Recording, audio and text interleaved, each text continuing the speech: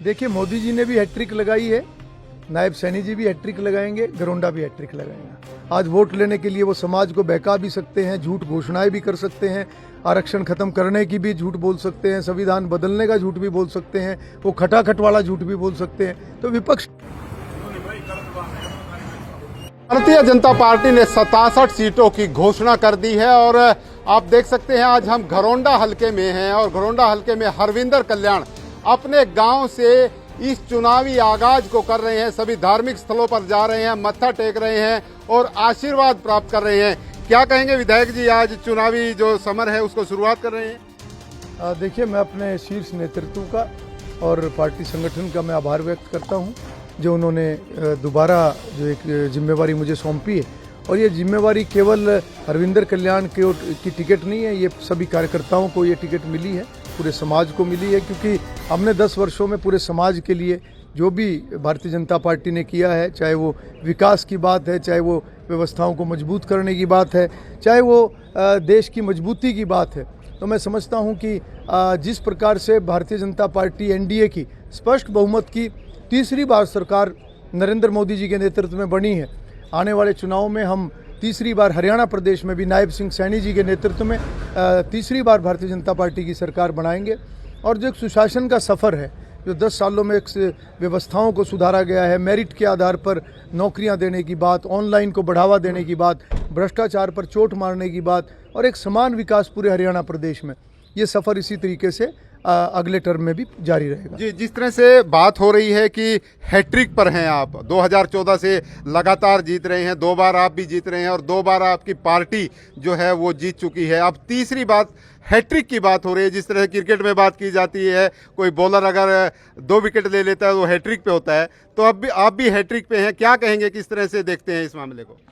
देखिए, मोदी जी ने भी हैट्रिक लगाई है, नायब सैनी जी भी हैट्रिक लगाएंगे, गरोंडा भी हैट्रिक लगाएगा।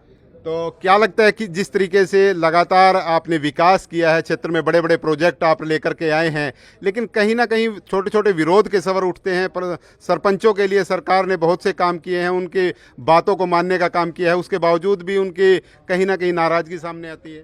देखिए, जितने भी परियोजनाएं और जितना विकास, वो मेरी जिम्मेवारी थी।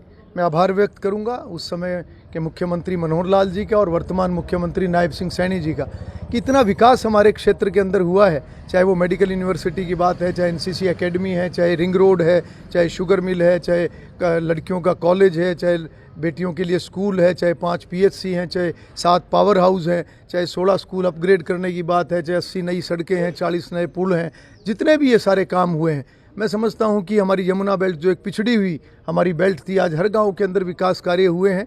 और ये भारतीय जनता पार्टी की सोच भी है और विधायक के नाते मेरी जिम्मेवारी भी थी।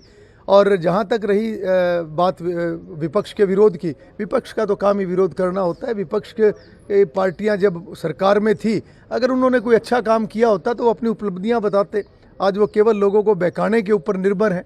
आज वोट लेने के लिए वो समाज को बहका भी सकते हैं, झूठ घोषणाएं भी कर सकते हैं, आरक्षण खत्म करने की भी झूठ बोल सकते हैं, संविधान बदलने का झूठ भी बोल सकते हैं, वो खटाखट वाला झूठ भी बोल सकते हैं। तो विपक्ष केवल इसी का सहारा ले सकता है। मैं तो तरस खाऊंगा उनकी सोच पर। 67 सीटों की बात हो रही है। जिस तरह से लगातार जो है भारतीय जनता पार्टी ने इसमें प्रथम स्थान हासिल किया है टिकटों की घोषणा में।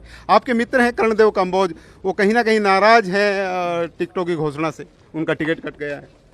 देखिए, भारतीय जनता पार्टी में जो भी निर्णय होता है वो संगठन सब रायशुमारी करके और शीर्ष नेतृत्व, क्योंकि हर विधानसभा का अपना समीकरण होता है और पूरे समाज का भी एक संतुलन बिठाने के नाते भी एक समीकरण होता है। और जिसको टिकट मिलता है, मैं समझता हूं कि बाकी सभी कार्यकर्ता मिलकर उसको जिताने का काम करते हैं। ये सही है कि जिसको टिकट नहीं मिलता, ऐसा नहीं है कि उनकी योग्यता में कमी है। कोई भी इस प्रकार के जो कार्यकर्ता हर विधानसभा में होते हैं, सभी योग्य हैं, सभी सक्षम हैं, परंतु टिकट किसी एक को मिलना है।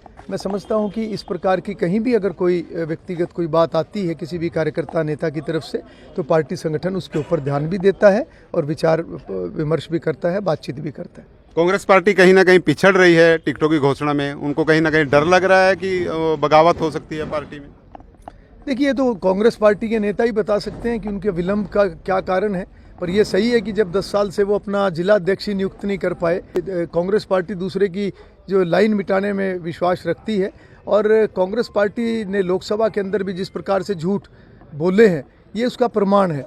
और मैं समझता हूं कि कांग्रेस पार्टी के अंदर जितने नेता हैं उतने ही गुट हैं, उतनी ही पार्टियां हैं। भारतीय जनता पार्टी अपनी एक लंबी लाइन रखने में विश्वास रखती है, चाहे वो संगठन को मजबूत करने की बात है, चाहे उसके अंदर विकास की बात है, चाहे लोगों का भला करने की बात है, चाहे योजनाओं को घरों तक पहुंचाने की बात है। और ये सब काम जो भारतीय जनता पार्टी ने किए हैं, ये कहीं ना कहीं एक संकल्प भारतीय जनता पार्टी का, एक विचारधारा भारतीय जनता पार्टी की है। चाहे उसके अंदर देश की मजबूती है, चाहे समाज का भला है, चाहे उसके अंदर व्यवस्थाएं मजबूत करने की बात है, और चाहे सबको साथ लेके चलने की बात है। और मैं समझता हूं कि कांग्रेस पार्टी बहुत पीछे है इन सभी बातों में। और जो विचारधारा की अगर मैं बात करूं तो एक बहुत बड़ा अंतर है भारतीय जनता पार्टी और इन सभी विपक्षी दलों में। कोई अपील घरौंडा वासियों से नमस्ते भारत न्यूज चैनल के माध्यम से? देखिए, मैं तो इतना ही कहूँगा कि भारतीय जनता पार्टी लगातार एक संकल्पित है, चाहे विकास, चाहे व्यवस्था सुधार, चाहे सुशासन, ये सफ़र इसी तरीके से जारी रहेगा। लोगों ने हमेशा इसके अंदर साथ दिया है, लोगों ने हर तरीके से सपोर्ट किया है, और भविष्य में भी, इस चुनाव में भी, और भविष्य में भारतीय जनता पार्टी को मजबूत करने के लिए लोग इसी तरीके से सहयोग करें। निश्चित रूप से भारतीय जनता पार्टी जितनी मजबूत होगी उतना देश और समाज मजबूत होगा। बहुत बहुत धन्यवाद। तो हरविंदर कल्याण हमसे बातचीत कर रहे थे। आप आज अपने गांव में पहुंचे हैं और चुनावी जो समर है उसको कहीं ना कहीं शुरुआत करते हुए नजर आ रहे हैं, और विभिन्न मुद्दों पर हमसे इन्होंने बातचीत की है। और जिस तरह से केंद्र में हैट्रिक लगी है और नायब सैनी की सरकार में भी हैट्रिक की बात कर रहे हैं और घरौंडा में भी हैट्रिक की बात की जा रही है, वहीं जिस तरह से कांग्रेस पार्टी पर भी इन्होंने निशाना साधा है। तो आप सभी साथियों से गुजारिश रहेगी, आपको ये खबर कैसी लगी कमेंट के माध्यम से जरूर बताएं। विश्वपाल राणा, नमस्ते भारत न्यूज के लिए, घरौंडा।